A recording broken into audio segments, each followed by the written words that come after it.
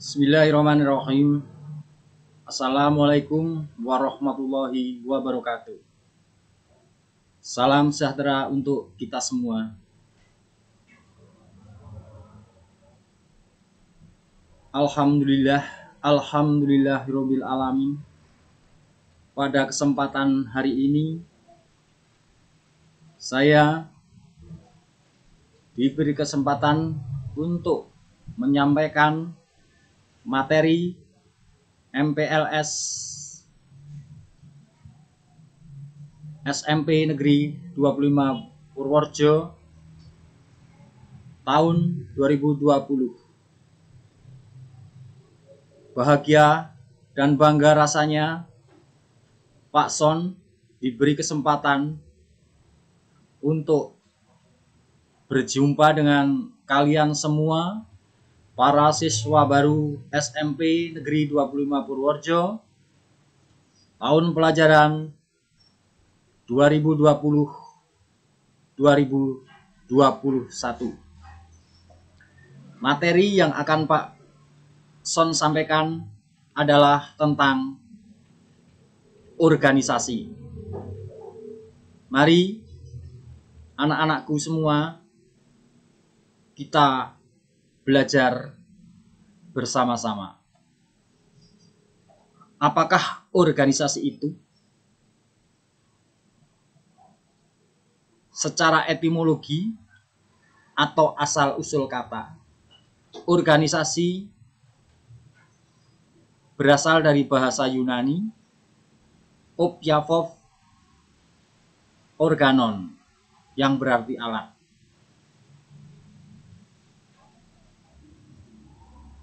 Jadi, organisasi adalah alat untuk suatu kelompok orang dalam suatu wadah untuk tujuan bersama, atau sekelompok orang, dua atau lebih, yang secara formal dipersatukan dalam suatu kerjasama untuk mencapai tujuan yang telah ditetapkan.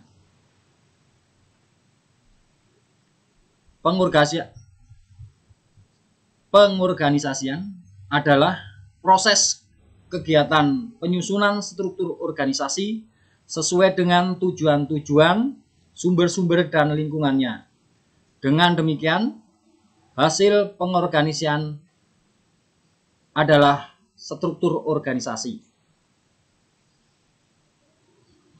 Struktur organisasi, atau ada yang menyebutnya bagan organisasi. Struktur organisasi adalah susunan komponen-komponen atau unit-unit kerja dalam organisasi. Struktur organisasi menunjukkan adanya pembagian kerja dan menunjukkan bagaimana fungsi-fungsi atau kegiatan-kegiatan yang berbeda-beda tersebut diintegrasikan atau dikoordinasikan. Selain itu, struktur organisasi juga menunjukkan spesialisasi pekerjaan, saluran perintah, dan penyampaian laporan. Mari kita pelajari bersama organisasi di sekolah. 1. Organisasi kepengurusan sekolah. 2. Organisasi siswa intra sekolah atau OSIS. 3. Organisasi kelas. 1. Organisasi kepengurusan sekolah. Organisasi ini bertugas untuk memastikan bahwa seluruh bagian dalam sebuah sekolah dapat dengan mudah mencapai tujuan masing-masing, tunduk patuh pada peraturan dan sistem yang berlaku, serta dapat menikmati semua haknya. Struktur komite sekolah ini umumnya terdiri dari kepala sekolah, wakil kepala sekolah berbagai bidang, staf guru mata pelajaran, staf guru kelas, guru BP atau guru BK, dan staf humas hingga petugas kebersihan di sekolah. Masing-masing memiliki tugas yang berbeda-beda untuk memastikan bahwa tujuan pendidikan sebagaimana diamanatkan oleh Undang-Undang Dasar 1945 beserta seluruh detailnya dapat terpenuhi. Adapun detail-detail tersebut umumnya diatur dalam sistem pendidikan yang tengah digunakan, semisal CBSA, KTSP, kurikulum 2013, dan sebagainya. Contoh struktur organisasi di sekolah.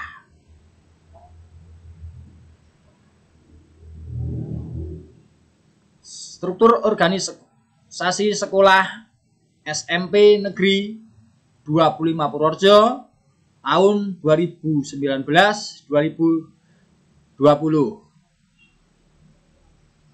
Kedudukan tertinggi ada di kepala sekolah dan ketua komite sekolah. Kebetulan yang menjadi kepala sekolah SMP Negeri 25 Purworejo adalah Ibu Noimah MMPD, dibantu oleh 4 guru wakil kepala sekolah. Yang pertama, wakil kepala sekolah urusan kurikulum, yaitu Bapak Paiman SPD. Wakil kepala sekolah urusan kesiswaan, yaitu Ibu Muslikah SPD. Wakil kepala sekolah urusan sarana dan prasarana, yaitu Ibu Suhartinah MMPD. Dan wakil kepala urusan humas atau hubungan masyarakat, Ibu Ari Budi Astuti SPD, dan dibantu oleh beberapa staf pengajar, guru PAI, guru PKN, guru IPS, bahasa Indonesia, matematika, IPA, seni budaya, PJOK, bahasa Inggris, mulok, dan lain-lainnya. 2. Organisasi siswa intrasekolah atau yang sering kita sebut OSIS. Pengurus OSIS membawahi wilayah yang lebih luas dibanding pengurus kelas karena mereka bertugas menciptakan suasana yang kondusif bagi siswa satu sekolah, tidak hanya satu kelas. Dalam praktiknya, OSIS membantu pihak sekolah untuk menyelenggarakan kegiatan-kegiatan yang suportif demi pengembangan diri. Karena itu, organisasi OSIS bertujuan untuk mengembangkan bakat minat para siswa-siswanya. Contoh organisasi yang ada di bawah bendera organisasi siswa intrasekolah. 1. Pramuka, 2. PKS, 3. Olahraga, 4. Seni, 5. Seni-seni yang lainnya.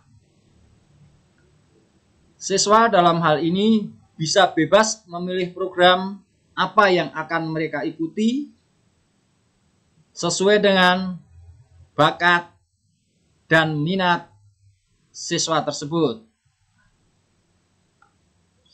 Contoh struktur organisasi siswa intrasekolah.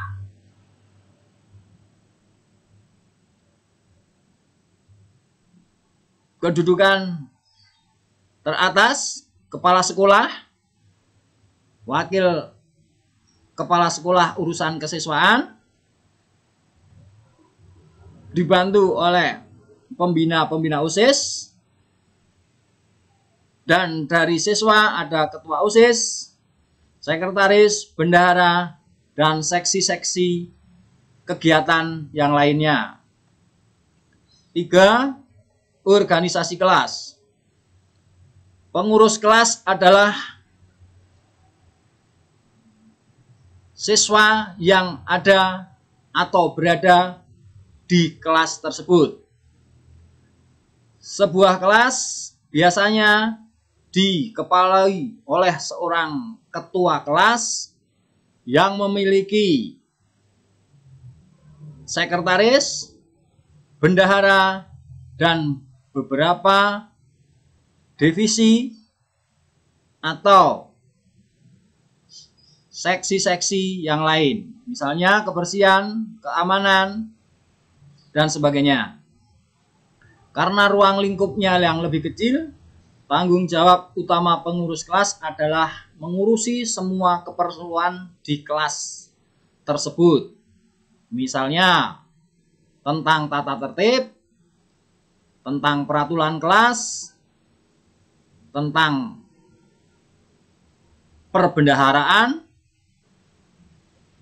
tentang piket, dan lain sebagainya. Peran wali kelas dalam organisasi kelas sangat penting sebagai penasihat dan pembimbing dalam kelas tersebut. Contoh organisasi kelas. Struktur organisasi kelas 7-3 atau di sekolah kita sering disebut atau biasa dinamakan dengan kelas 7A, B, C, dan seterusnya sampai kelas F.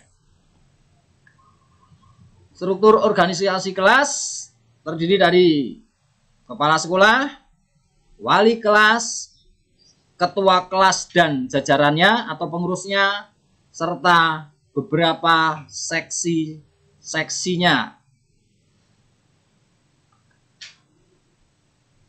Organisasi ekstrakurikuler atau ekskul. Di beberapa sekolah, organisasi ekskul berada di bawah OSIS. Sedangkan di sekolah lain, organisasi ekskul bersifat otonom atau mandiri. Dua bentuk tersebut sama-sama memiliki kelebihan dan kekurangan masing-masing. Yang pasti, organisasi ekstrakurikuler menghimpun orang-orang yang memiliki minat yang sama. Contohnya, memiliki minat yang sama dalam kepramukaan, dalam bidang olahraga, dalam bidang musik, dalam bidang seni, dan sebagainya. Tujuan berorganisasi. 1. Mengatasi terbatasnya kemampuan, kemandirian, dan sumber daya yang dimilikinya dalam mencapai tujuan. 2. Sebagai tempat mencapai tujuan dengan selektif dan efisien karena melakukan secara bersama-sama. 3. Sebagai tempat mendapatkan jabatan dan pembagian kerja, tempat mencari keuntungan bersama-sama, sebagai tempat mengelola dalam lingkungan bersama-sama, sebagai tempat mendapatkan penghargaan, sebagai tempat dalam mendapatkan kekuasaan dan pengawasan, sebagai tempat menambah pergaulan dan memanfaatkan waktu luang. Jadi tujuan berorganisasi tergantung masing-masing orang dalam berorganisasi. Manfaat berorganisasi. 1. Tercapainya sebuah tujuan. 2. Melatih mental bicara di publik. 3. Mudah memecahkan masalah. 4. Melatih leadership atau kepemimpinan. 5. Memperluas pergaulan. 6. Kuat dalam menghadapi tekanan. 7. Meningkatkan wawasan dan pengetahuan. 8. Membentuk karakteristik pribadi seseorang. 9. Mampu dalam mengatur waktu dengan baik. 10. Sebagai ajang dalam pembagian kerja yang sebenar-benarnya.